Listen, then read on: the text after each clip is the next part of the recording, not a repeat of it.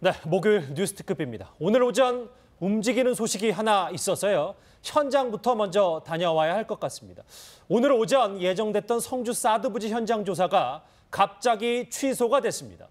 참관을 거부하며 현장 조사를 막겠다고 밝혔던 현지 주민들은 성주 골프장 입구에서 기자회견을 열었습니다. 네, 현장 연결해 보겠습니다. 배유미 기자, 현재 상황 전해주시죠. 네, 국방부와 환경부가 오늘 오전 예정된 사드 부지 내 전자파 소음 측정을 갑자기 취소했습니다. 국방부는 2시간 전쯤 보도자료를 내고 지역 주민, 시민단체와의 추가 협의가 필요하다는 판단에 따라 현장 조사를 연기했다고 밝혔습니다. 당초 환경부와 국방부는 공개적으로 언론과 지역 주민의 참관하에 언론과 주민 참관하에 사드 전자파 소음을 측정할 계획이었습니다. 그러나 지역 주민들은 현장 조사 참관을 거부했습니다. 국방부와 환경부는 주민들이 골프장으로 들어가는 길을 막을 것으로 예상되자 헬기를 타고 전문가 그리고 기자단과 함께 기지로 들어갈 계획을 세우기도 했습니다. 주민과 반대단체들은 오전 9시부터 소성리 마을회관 앞에 집결했습니다.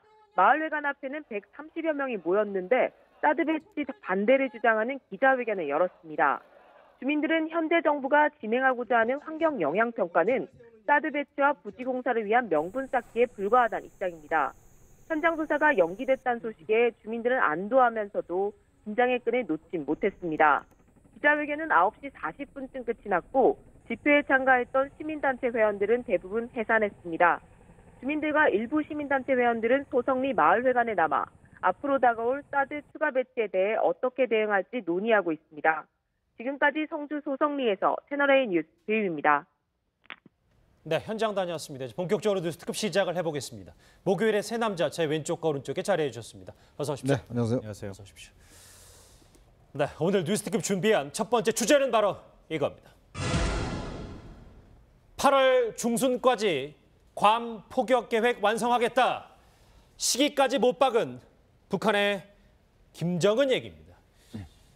저 얘기는 본격적으로 짚어보기 전에 먼저 지금 현장 얘기부터 좀 핵심을 짚어봐야 될 것 같습니다. 지금 잠시 전에 성주를 다녀왔는데 이현정 의원님. 네.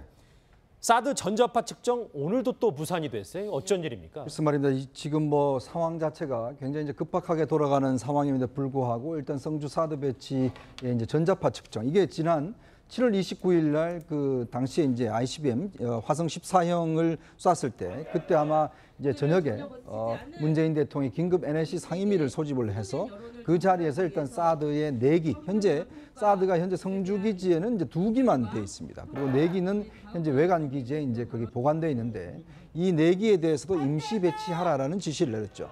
그래서 한미 당국의 이제 협상이 진행돼 왔고. 또 이와는 달리 이제 또 국방부와 환경부에서는 사드 어떤 레이더의 이 어떤 전자파 이게 과연 인체에 영향을 미치느냐 이 조사를 환경부와 공동으로 하고 또 주민들을 참석시키려 했어요.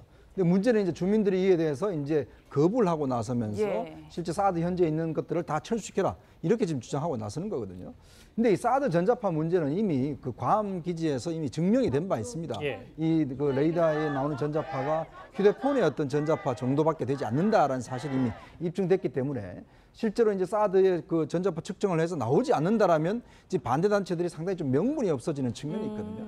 그래서 아마 지금 현재 오늘 같은 경우는 지금 한대련이라고 이 대학생들 단체까지 지금 참여를 해서 지금 반대 시위 자체가 상당히 좀 고조되고 있는 그런 상황입니다. 예, 뭐 말씀처럼 영상에서도 볼 수 있듯이 지금 반대하는 단체나 뭐 지역 주민들의 목소리가 만만치 않은 것 같아요. 네, 맞습니다.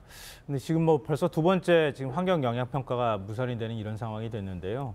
이게 좀 정부가 좀 더 적극적으로 설득을 하거나 아니면 설명을 좀 해줄 필요가 있을 것 같습니다.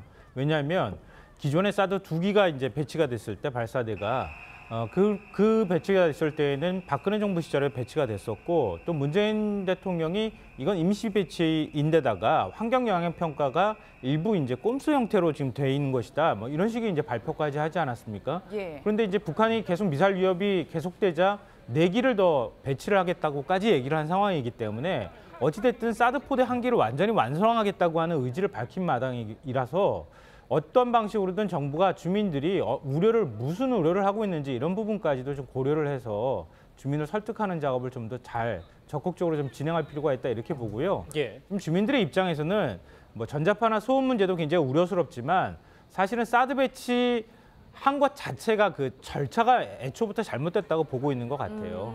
그러니까 사드를 배치하기 전에 환경 영향 평가라든가 아니면은 전자파나 소음 문제나 이런 것들을 다 검증하고 배치하는 게 순서인데 지금 이미 사드를 넣어놓고 난 다음에 이걸 평가를 하겠다는 것은 눈 가리고 아웅하는 것이나 마찬가지다. 이런 것에 대한 어떤 일종의 불신감이 굉장히 많이 쌓여 있는 것이니까 그 불신을 해소해 줄 수 있는 방법들을 좀 적극적으로 찾을 필요가 있어 보입니다. 예. 이현정 의원님, 그럼에도 불구하고 이제 보통 이제 국민들은 뭐 시위대에 물려서 무산이 아니라 뭐 연기라고 밝히고 있긴 하지만 북한 상황이 좀 심각하게 돌아가는 와중에 이 정도 적법한 절차는 빨리 해야 되는 거 아니냐 이런 목소리가 있어요. 그러니까 지금 좀 미국 상황을 보자면 사실 미국의 언론들이 보면 어떻게 한국에서는 이렇게 조용한가라고 할 정도로 실제로 이제 북한의 도발 자체가 굉장히 구체화돼 있고 또 이제 상당히 임박한 단계로까지도 이제 이야기하고 있지 않습니까?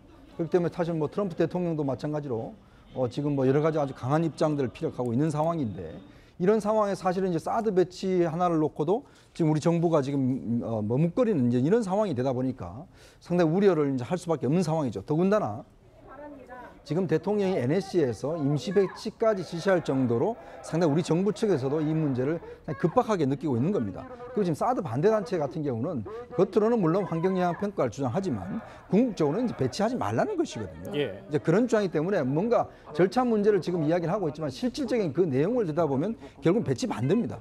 이제 그렇다 보니까 어떤 식이든지 이걸 좀 늦춰서 이제 반대 운동을 지속하겠다는 입장인데 물론 제가 볼 때는 아마 정부가 사실 이런 빌미를 준 것도 사실이에요. 그렇다고 한다면 지금의 이 엄중한 상황에서는 좀 더 주민 설득을 빨리 해서 어떤 면에서 보면 지금 상당히 시급한 상황 아니겠습니까? 그렇다고 정부가 좀 더 강단 있는 자세로 나갈 저는 필요가 있다 이렇게 봅니다. 예, 뭐 실제로 북한의 도발 수위는 높을 대로 높아지고 있고 국내에서는 목소리가 통합이 안 되고 있는 상황인데 정부의 부담이 커질 수밖에 없을 것 같아요. 그렇습니다. 실제 지금 미국 같은 경우에는 트럼프 대통령이 예방적 전쟁 얘기까지 나가고 있고 북한 같은 경우에는 그거에 맞불 작전으로 해서 괌에 대한 타격, 괌이 어딥니까? 미국 사실은 자치령으로서 미국 땅에 대해서 지금 그 IRBM을 쏠 수겠다라고 얘기하고 있는 그런 상황 속에서 우리나라 같은 경우에는 지금 사드라도 빨리 배치하지 않는다고 하면은 결국 그와 같은 경우에는 북한은 서울과 괌에 대해서 불바다를 얘기를 하고 있고 또 미국 같은 경우에는 북한을 그 압박함과 동시에 사드를 강력하게 배치해라고 한국 정부에 그 요청을 한다고 하면은 북한으로부터도 압박이 있고 미국으로부터 압박이 있는 그런 상황이기 때문에 무작정 이와 같은 그 어떤 명백하고 현존하는 위험 앞에서 어떤 나약한 모습을 보인다라는 것이 있고 그렇게 된다고 하면은 오히려 국정 지지율이나 그리고 더 나아가서 국가의 안보 이런 부분에 문제가 있다라고 한다고 하면은 강단 있는 공권력의 어떤 집행 모습을 또 국민들은 많이 기대하고 있지 않을까 싶습니다. 이게 말씀하십시오. 근데 문재인 대통령이 이 부분 하나는 좀 바로잡거나 아니면은 입장들을 좀 명확하게 밝힐 필요가 있는데요. 기존에는 이제 중국의 반발을 의식해서 전략적 모호성이라고 하는 그 일종의 태도를 취했었고 그리고 사드 배치의 어떤 효용성 논란까지 굉장히 많이 일었었습니다. 북한 미사일을 과연 사드 포대로 막을 수 있느냐? 그러니까 너무 거리가 짧다, 뭐 여러 가지 이제 논란이 있었는데 그 동안에 문재인 대통령도 이런 부분에 어느 정도 이제 공감을 하는 듯한 태도를 보였거든요. 근데 사드 내기 임시 배치를 결정하는 순간 이미 그 논리가 다 뒤집어진 거나 마찬가지가 돼버렸다는 거예요. 그러니까 문재인 대통령의 태도는 이제 사드가 필요하다. 북한 미사일을 방어하는 데 있어서 꼭 필요한 무기라고 하는 것 스스로 자인한 것이랑 다름이 없다. 예. 그럼 지금부터 그러면 어떻게 해야 될 것인가라는 문제가 남아있는 것이죠. 그러니까 뭐 지금 당장 막 밀고 들어가면서 사드를 과연 배치하는 게 타당하냐 이런 거에 대해서는 여러 가지 논란의 소지는 있지만 어찌됐든 문재인 대통령이 이렇게 입장을 확고하게 정했다고 하면 좀 더 적극적으로 주민들을 설득하든가 아니면은 주민들 반발에 부딪혀서 육로로 옮길 수 있는 방법이 없다면 그럼 다른 우회적인 방법을 선택하거나 어떤 방식으로든 국민이나 안보를 위해서 선택할 수 있는 방법들을 최대한 취하는 게 맞다. 좀 그렇게 생각합니다. 글쎄요. 좌우당과 문 대통령의 결단이 필요한 시점이라는 말씀이신데 임기 초 문재인 대통령 북한의 미사일 도발에 대해서 이런 입장을 밝힌 적이 있습니다. 직접 목소리 들어보시죠. So there is a possibility that Kim Jong-un continues to make the bluff with his nuclear weapons programs, but deep inside he is actually yearning or wanting dialogue. But in the end, the only way to find out is to have a dialogue with North Korea. 물론 북한 도발의 실체는 아직까지는 계획말지 정확히 없기 때문에 뭐 우리가 괜히 호들갑 떨 필요는 없어 보입니다만 그럼에도 불구하고 대통령 특히 뭐 성주 사드 관련해서는 안전불감증 문제는 확실히 있을 것 같아요. 일단 그 일본의 진주만 공습이라든지 그동안 역사적으로 벌어졌던 많은 어떤 전쟁사를 보면 이게 예고하고 한 적이 없습니다. 그만큼 그 전에 이런 어떤 여러 가지 설마 그럴 것이냐 이런 안이함들이 결국 이제 큰 어떤 이 폐해를 이제 입었거든요. 그렇다고 본다면 이번은 아마 북한의 공격 자체도 청와대 일부에서는 북한이 내부용일 것이다. 저는 이런 평가를 내리고 있는 측면이 있는 것 같아요. 근데 정말 좀 오판이라고 봅니다. 이거 자체가 기존에 똑같은 방식으로 지금 북한을 바라보고 하는데 실제로 북한에 핵을 가졌고 미사일을 가진 상황에서는 북한의 판단은 이 내부용일 수가 없습니다. 이제는 뭔가 김정은이 이걸 직접적으로 외부에 사용하려고 하고 그걸 통해서 뭔가 새로운 고지를 점령하려고 하는 것이거든요. 그렇다고 한다면 기존의 접근법 가지고는 저는 이 문제는 해결되지 않는다고 봅니다. 예. 그러니까 그렇다면 접근법 자체가 완전히 틀려야 되고 이것은 단지 북한 내부 체제 결속용이다. 자꾸 이게 내재적 접근을 통해서 이 문제 자체를 좀 희석화시키려는 저는 이런 시도는 아니라고 봅니다. 그러니까 이것 자체가 굉장히 현존하는 위험이다라는 것을 판단하고 우리가 좀 대응을 해야 될 것 같아요. 알겠습니다. 사실 지금 북한의 도발이 말장난뿐만 아니라 본격적으로 현실화되기 때문에 저희가 짚어볼 문제가 많은데요. 특별 게스트로 구문사 전문가 양옥 의원 자리하셨습니다. 어서 오십시오. 예, 안녕하십니까. 사실 지금 도발 언법뿐만 아니라 북한이 오늘 구체적인 계획까지 공개를 일단 했어요. 저희가 네. 하나하나 짚어보긴 할 텐데 그 전에 북한이 이제 화면 보시겠지만 김일성 광장에서 미국에 대해서 군사보복하자는 항의 시위를 대규모로 벌였단 말이에요. 네, 그렇습니다. 저것도 좀 이례적으로 좀 봐야 되는 거 아닌지 모르겠어요. 네, 그렇습니다. 일단은 내부적 동력 자체를 이러한 만에 하나 있을 수 있는 미국과의 충돌에 대해서 준비를 해놓은 태세를 가지고 있다. 이거 굉장히 심각하게 바라봐야 될 것이요. 그렇습니다. 지금 아까도 우리 말씀을 해주셨지만은 이 만약에 괌에 미사일을 공격을 한다라고 한다면은 이거는 사실은 거의 그 선전포고에 가까운 행위로 볼 수가 있습니다. 예. 근데 이러한 행위에 대해서 사실은 이제 미국이 먼저 좀 경고를 할 필요는 좀 있다고 봅니다. 예를 들어서 발사하는 행위 자체가 전쟁 선언의 행위고 바로 그 부분에 대해서 만에 하나 발사가 이루어진다면은 어떤 곳을 타격할 수 있다라고 하는 부분을 명백하게 미리 좀 밝혀야 하는 것이 아니겠느냐. 그럼으로써 사실은 어느 정도 그 억제력을 좀 발휘할 수 있습니다. 근데 이게 보고 있으면은요, 결국 북한이 예전에는 미국 본토 타격이라든가 이런 것들을 얘기할 때 사실은 뭐 우리가 좀 어떻게 보면 많이 좀 비웃지 않았습니까? 미국을 타격할 수 있는 본토를 타격할 수 수단도 없고 어떤 방법이나 이런 것들도 좀 많이 떨어지고 하는데 계속 보고 있으면 타격 계획이란 것들이 굉장히 정교해지고 있습니다. 그래서 예를 들어서 이제 국내 쪽으로 미사일 발사를 할 때도 보면은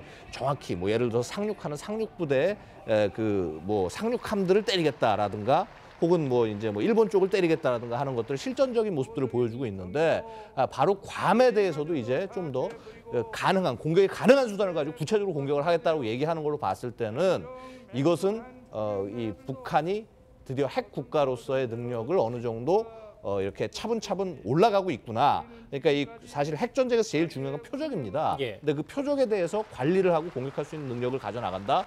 이거는 심각한 상황이라고 볼 수 있습니다. 말씀하셨던 것처럼 구체적인 포격 계획까지 공개한 셈이니까요. 문제가 큰데 먼저 북한이 발표한 성명부터 같이 들어보시죠. 미국의 엄중한 경고 신호를 보내기 위하여 중장거리 전략탄도 로켓 화성 12형으로 괌도 주변에 대한 포위 사격을 단행하기 위한 작전 방안을 심중히 검토하고 있다.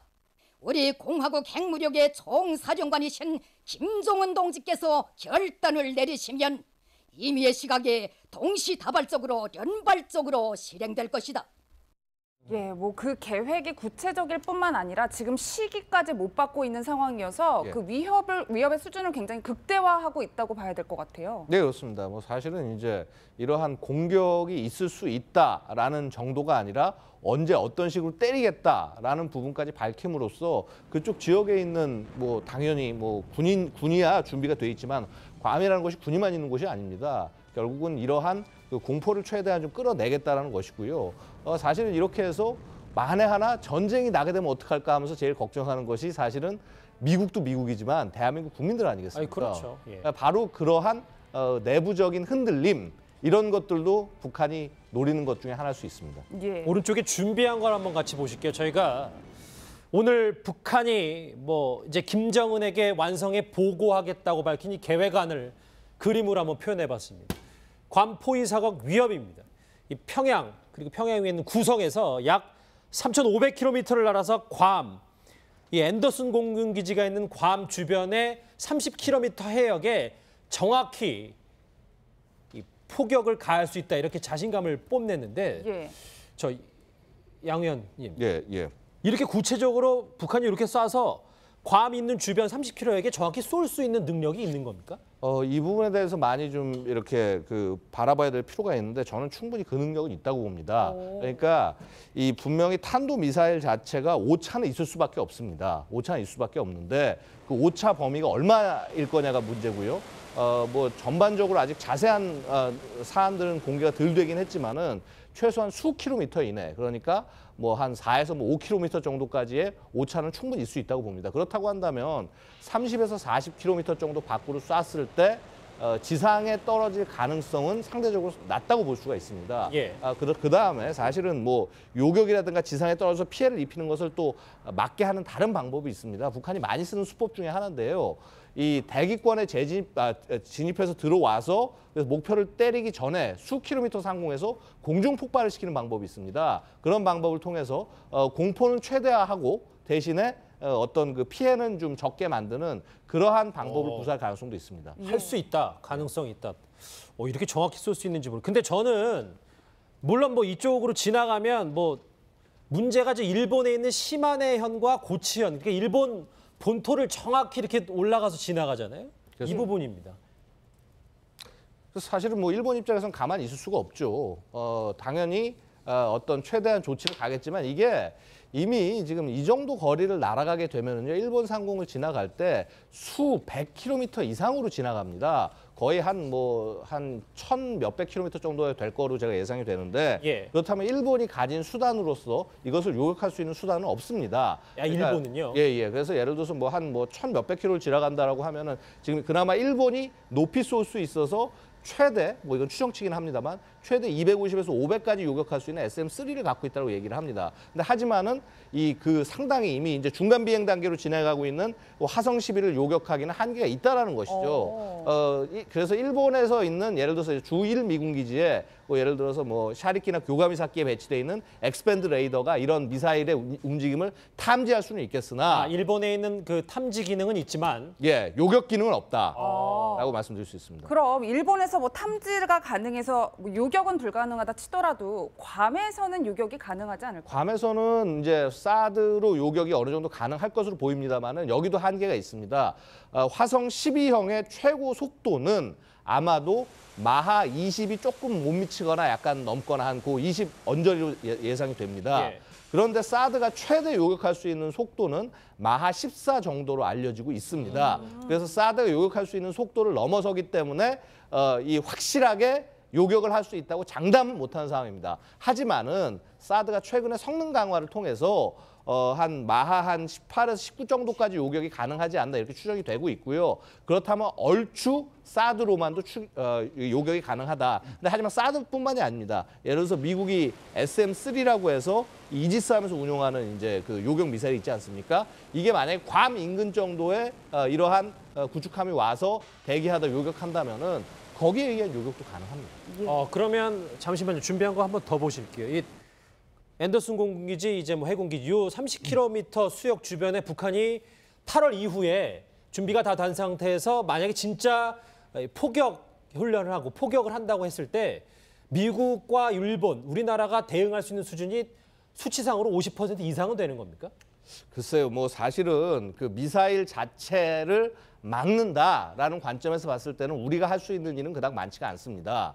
하지만은 그 이후가 이제 문제겠죠. 예를 들어서 이 미사일에 대해서 미국이 어떻게 대응하느냐, 미사일을 요격만 하고 말 거냐, 아니면 미사일 발사 원점을 때릴 거냐라는 여러 가지 문제들이 있는데 만약에 미사일 발사 원점에 대해서 공격까지 하겠다라고 한다면은 사실은 그때부터는 한국의 역할이 엄청나게 중요하고 그다음에 여기를 일단 지켜야 되기 때문에 그야말로 상황이 일촉즉발의 상황이 될 수 있다는 것이죠. 예, 이현정 의원님 그런데 참 아이러니한 게요. 제가 방송 전에 네. 괌에 여행을 준비하는 여행객들이나 여행업체와 통화를 좀 해봤더니 취소하려는 분들은 없다. 오히려 언론에서 이런 보도를 해서 불안감을 조장하는 거 아니냐. 뭐 이런 입장들도 있었어요. 일단 지금 괌 현지 주민들이 한 16만 명 사는데 예. 주민들 굉장히 동요를 많이 하고 있는 것 같아요. 틸러슨 국무장관이 지금 ARF를 끝나고 미국 본토로 직접 가지 않고 지금 괌에 일단 내려서 주민들을 좀 안정시키는 작업들을 좀 하고 있고 예. 괌 주지사도 지금 방송에 나와서 뭐 공격 자체가 없을 것이다라고 이야기를 할 만큼 미국이 받아들이는 강도는 다른 것 같습니다. 왜 그러냐 하면 트럼프 대통령이 어제 언급한 뭐 화염과 분노라는 이야기 했지 않습니까? 그렇죠. 그 이야기는 뭐냐면 결국은 미국 대통령들이 이런 중요한 공격, 즉 어마어마한 공격이 있을 때 굉장히 센 표현들을 한번 쓴 적이 있습니다. 예를 들어서 그 2차 대전 때 사실 일본에 이제 핵폭탄을 떨어질 때 마찬가지로 미국 대통령의 언급이 강하면 강할수록 뭔가 행동이 임박했다라는 것들을 암시하고 있는 것이거든요. 그래서 미국 분들이 볼 때는 지금 트럼프 대통령의 저런 언급 자체가 보면 이제 뭔가 행동을 들어가기 위한 전 단계라고 이제 판단하고 있는 것이죠. 예. 그만큼 예전부터 쌓여왔던 그런 경험칙상 그렇게 느끼는 것인데 우리는 사실 이게 너무 이런 것들에 대해서 좀 어떤 면역이 되다 보니까 이렇게 북한이 직접적으로 아주 구체적인 궤적까지 이야기를 했지 않습니까? 지금 김낙겸 전략본부장, 그 전략사령관이 구체적인 탄두의 궤적까지 이야기할 정도로 굉장히 구체성 있고 8월 중순에 확장하겠다는 이야기를 했지 않습니까? 예. 곧 이제 을지 포커스 훈련도 시작되고 하지만 그만큼 시점과 방식 자체를 이야기했다는 것은 이거는 굉장히 예전과 좀 다른 것이거든요. 그렇죠. 그렇다고 한다면 지금 우리 정부나 국회나 이렇게 뭔가 좀 긴장감을 가져야 되는데 일단 청와대부터 조금 좀 저는 아니한 것 같아요. 이거 뭐 내부용이다라는 뭐 비공개 언급까지 있을 정도고 국회는 사실 이 와중에 한 번도 지금 무슨 뭐 회의도 소집되지도 않고 지금 뭐 결의안 하나 나오지도 않았습니다. 예. 그러니까 그만큼 우리가 지금 이 면역되어 있는 상황이기 때문에 이게 보면 사실 미국이 느끼는 강도와 우리가 느끼는 강도가 너무나 다른 것 같습니다. 양 의원님 군사 전문가시니까 지금 청와대에서는 아까 잠깐 언급하셨듯이 네. 북한의 괌 폭격 계획은 그냥 말로만 한 것이다라고 얘기를 했는데 예. 실제로 그런 건지 아니면 예. 진짜 도발할 가능성은 어느 정도인지 저희가 많이 불안해서 그래요. 또 질문을 저는 일단은 진짜 도발할 가능성은 충분히 있다라고 보여집니다. 왜냐하면은 수단이 있고 의지가 있기 때문에 기회만 허락된다면 반드시 할 수가 있다라고 바라보고 있고요. 예. 그다음에 이제 이런 부분이 있습니다. 분명히 괌 포격 계획이나 이런 것들을 왜 집어넣느냐? 결국은 지금 한 3가지 정도 북한을 둘러싸고 미국과 관련된 내용이 있지 않겠습니까?